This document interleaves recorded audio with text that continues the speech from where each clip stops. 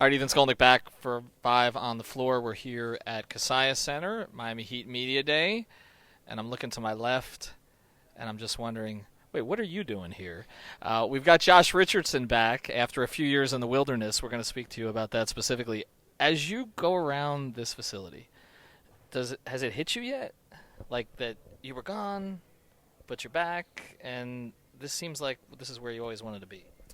I mean, it seems kind of normal now. From working out here all summer and stuff like that. It kind of feels like I never really left. Honestly, it's just work now. I'm back. And a lot of the people that were here when you were here are still here. There are others that are gone. Obviously, I'm not just talking about on the team, but others. But it seems like nobody ever leaves this organization, not for long. But I did want to talk to you about your years away, because here, you had developed from a second-round pick who played as a rookie, contributed deep into the playoffs as a rookie, and then you were primary scorer for this team, and then you're sent off, and I guess 4 other teams in the meantime. Uh, did you? One of the things I heard when I was talking to writers up in Philadelphia is that you would talk to them about like things you missed from Miami. Is that fair? Did I hear correctly about that? Like that there were just things that were not the same maybe in other organizations as they were here. It's just different, like just small stuff. But yeah, when I got to Philly, that was like my first taste of something outside of like seeing this every day. So I was a little thrown off. Like, why aren't you guys doing this? Like, why are you doing it this way? Like, well, why wouldn't you do it this way? That makes more sense. And so, yeah, I was kind of like a nagger a little bit, like nagging a little bit. Like they were kind of like, yeah, Jay Rich just wants it this way, and I was like, well, it just makes sense. You know what I'm saying? Like it just makes sense. I don't know. So you were kind of like in the office, like the guy in the back, the office sitcom, like kind of in the back saying like, why don't we do it? That's what I heard actually. I heard that you were kind of a nag, but in a good way. Like you just wanted things to be done the right way. Yeah, for the betterment of like our team and like the organization. I mean, great organization, of course, but I mean, every organization is different, and you know what I'm saying, and everyone has improvements that they can make. So Let me get into that then, without naming the specific 4 organizations. I assume you probably had a good experience in San Antonio, because most people do. But I just want to, give me one thing that the Heat do that other organizations don't. Like for people who don't understand, because we talk about Heat culture and all that stuff, but I mean that's a catchphrase at this point. Like, what is it that Miami does that you don't see other places do? It could be a small thing. um, that's a good question. I've came so far away from letting that stuff bother me now. I don't even think about it anymore. Uh, I mean, I'll just probably say like I guess like accountability. Just like everywhere doesn't hold players accountable like they do here, like across the board. And I think that was probably my first like big shell shock. When you come to work here every day, there's an expectation level.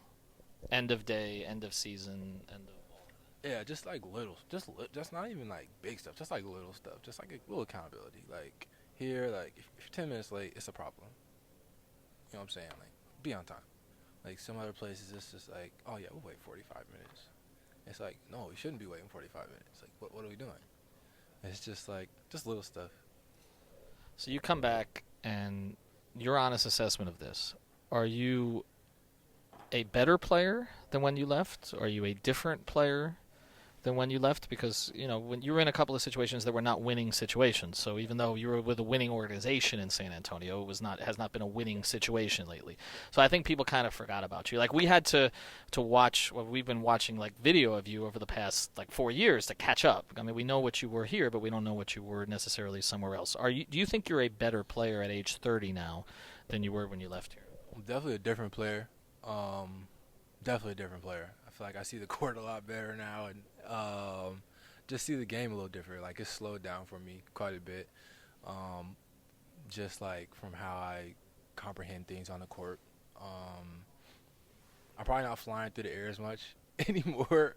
Just like doing crazy stuff, but it's different. You know what I'm saying? I'm still effective in different ways on the court, and I still, what I'm saying, am very vocal, very like expressive in how I play.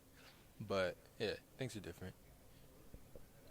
So Josh, one thing that immediately came to mind when the Heat picked you up again, other than it's cool to have you back. Everybody was a fan of you here. You obviously were somebody who spent a lot of time hanging out with fans, hanging out in the community, doing stuff in the community when you were here. Another aspect that came to mind is the reuniting of the Club with Bam. Even though we're missing a couple of members, I had asked Bam earlier about what it was like to bring you back. He said that you're going to shock some people. So I wanted to kind of get your idea on what it is that might shock people about you. You know, I know he asked you about what's different since you've changed, but being back on the floor with Bam, being back on the Heat, what do you think is there from your game that people are going to be like, okay, all right, what can they expect from you? I mean, it's not like a huge shock factor to anything. I don't know, like, I don't know. You just gotta see. You know what I'm saying? Like, I've been working. I'm ready. You know what I'm saying, to do whatever the team needs. So, you know, it could be something different every night.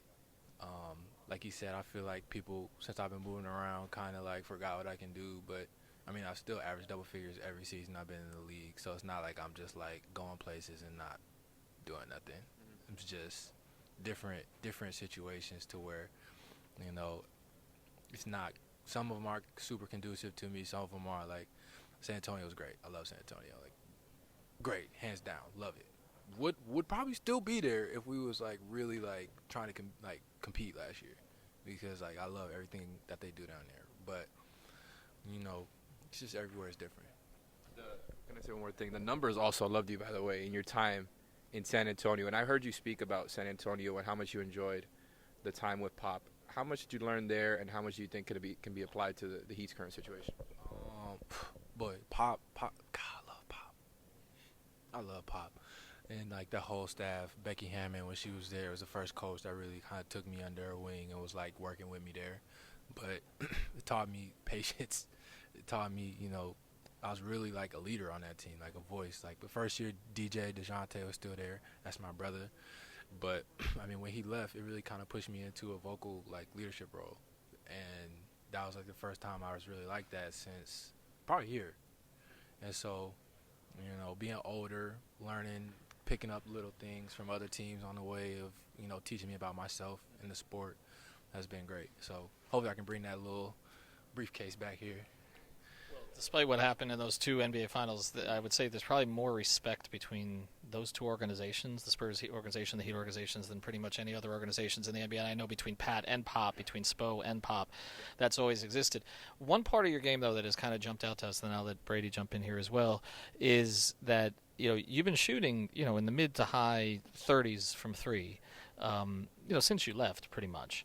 And we saw that you had that 1 month here in Miami. I remember it as a rookie where you were like 52% or something like that. Just 5 threes in the last game to break the record. I know you were off the charts during that period of time. But it strikes me because Spo always has this attitude of let it fly, wants you to take more threes. And when we look at this roster right now, we're like, okay, Max isn't here anymore. Gabe isn't here anymore. They took a lot of three-pointers. Obviously, Tyler still can. Kevin can. There'll be others who do that. But do you want to up that attempt number, and do you think that you can still shoot that kind of percentage with higher volume? Yeah, I think I can. I think it'll be a little uncomfortable for me at first, for sure, because, I mean, I haven't really been a volume three-point shooter since my fourth year here when I was shooting probably like 7 a game. And so the last few years I've probably been shooting like 3 a game. But, I mean, when I really get in the flow of things, though, like in a game, like I'm rolling, like I don't really even think about it. And especially here where I'll be getting those looks, I'll be moving around, then I think it can kind of be like a natural thing. There's been a lot of talk with this roster about maybe the lack of true point guards and maybe a lot of kind of hands on deck and everybody kind of filling that role. I'm just curious what you think of the combo between you and Tyler in a backcourt and what you've seen from him and how you guys think you can play off each other. Is that something you feel offensively could fit kind of seamlessly right away? I think it can. That's a good question, actually, because I don't know about the point guard situation. So I don't really know what's going to happen, who's going to be bringing it up. We don't either. But, so we probably know as good as y'all know.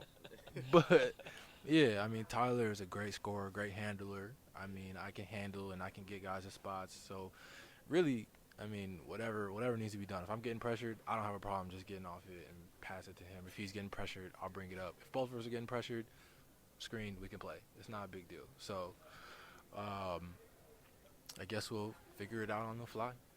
I think one thing we do anticipate, though, is that defensively there are some lineups that you guys can throw out there that can give teams a lot of problems. I mean, you, Jimmy, Bam, Caleb, Haywood is like one lineup that we were just we're just talking to Haywood about that. There's some lockdown stuff that you guys can do late.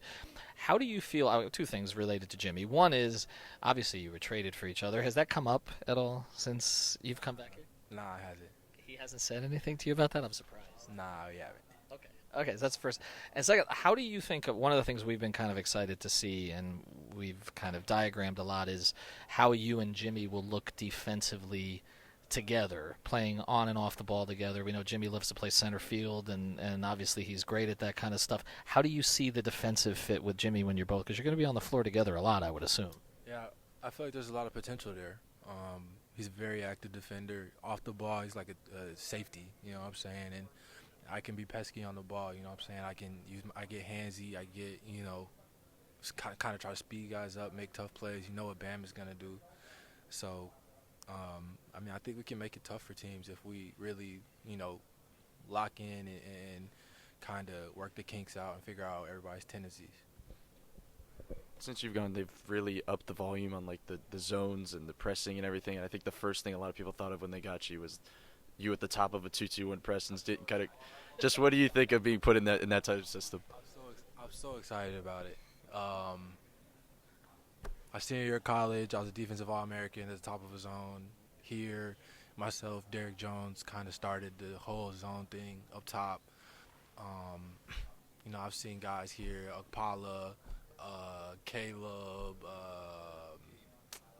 Iguodala, Gabe. Like, they had a lot of pesky guys at the top of that, so I feel like I can fall right back into that. Since you left, Bam has emerged into, he was good then, but obviously now you're talking about multi-time All-Star. Should be on the Olympic team next year if he wants to do it, and he should have been Defensive Player of the Year twice already. What have you seen him in terms of his growth as a person, though? Because he talked today about wanting to take more of a leadership role. UD's not here anymore. Kevin's here. You do have some veterans in the room, but maybe not as many, and you don't have UD's voice. I'm just curious as a friend, because you guys stayed friends through all of this, how have you seen Bam grow? This is maturity, man, and just the way he approaches things. His work ethic is off the charts now. And just like, just hanging out with him. He kind of has a calmness about him now. He's still joking all the time. Like, all the time. But he kind of has, like, a calmness about him now, which is, like, very important going forward, especially in the position that he's in. I feel like he's battle-tested, so it's kind of added on to that. But, yeah, and since I've been here playing pickup with him and stuff, like, he's been using his voice a little bit more, so it's exciting. Two more quick things. I'll let you go. Josh Richardson here at Heat Media Day. Everybody's talked about the conversation with Spo. He doesn't have a lot of those particular conversations to kind of bring a guy in necessarily, but the conversation that he had with you to convince you. At what point had he convinced you in the conversation that this was the right place to be? Was it something specific that he said or some memory that he triggered or anything along those lines?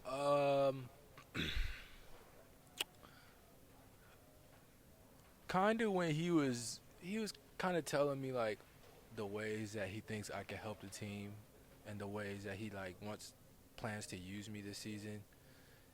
All that added on to, like, the sentimental value of it, to him being like, yo, like, we talked about this 4 years ago. Like, it's time. Like, the time is here. Like, we tried to get you back. Like, I almost came back twice before, and it didn't happen. Everything didn't work out. And he's like, this is the opportunity that we've been, like, that we knew would come. Like, here we are on the phone. And so he started, like, speaking about, like, just the ways that I could help. And I was like, that sounds like how I want to play. So kind of all that added up. So what is it going to feel like? You're wearing 0. There was rumors you may not end up wearing 0, but you're wearing 0. When you get introduced by Mike Biamani and to the home crowd, and you're back here and he introduces Josh Richardson, potentially as part of the starting lineup, because that's something we think could actually happen here. What is that going to feel like for you? might cry. Nah, I might not cry. But it'll be great. I'm gonna be happy. I'm gonna probably be cheesing from ear to ear. I ain't gonna lie to you. Like off the bench, starting line, I don't care. But walking on the court, like with my jersey on too, is gonna be definitely a moment for me. Like I'm not gonna make a big deal out of it. I probably won't even like address it at all on the court when the game starts. I'll probably just walk on and tuck my shirt in and just go play. And probably foul somebody or something. But inside, I'll be like probably about to burst. What's been your biggest feel the love moment in Miami since you came back? Just walking around, like I go places like J-Red, Josuelito, J-Red. And it's like everywhere. It's like damn, like all right, I'm back home. Like it's nice. They still allowed to call you Rook too? I mean, I don't love it, but I mean I am 30, so I don't know. They call me what they want to call me. It is what it is. You can call him a Miami Heat player again. Really appreciate the time. Josh Richardson back here with the Miami Heat. Thanks for joining us on 5 on the Floor.